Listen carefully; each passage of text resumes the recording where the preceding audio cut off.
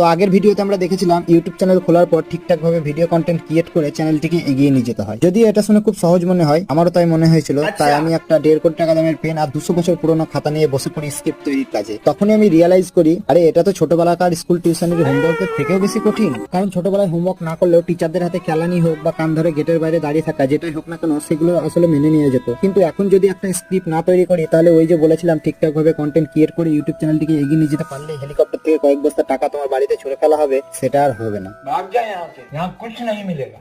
ये भगवान क्या जुल्म হ্যাঁ, है। আর এই ভয়ে আমি রাত দিন এক করে ভাবতে থাকি আর লিখতে থাকি। আর ভাবতে ভাবতে শীতকাল ফুরিয়ে গরমকাল চলে আসে, আর তখনও আমি লিখতে থাকি। আর লিখতে লিখতে আমার পায়ের ঘাম মাথায় উঠে যায়, কিন্তু আমি লিখতেই থাকি। আর ফাইনালি 500 কোটি পাতা কাটাকুটির পর শেষমেশ আমার স্ক্রিপ্টের প্রজেক্ট তৈরি হয়। আর সেই প্রজেক্ট কেমন হয়েছে এটা জানতে আমি আমার একটা বন্ধুকে পড়ে শোনাই আর জিজ্ঞেস করি, ভাই কেমন হয়েছে? সে আমাকে জানায়, ये तो टट्टी है, थैंक यू।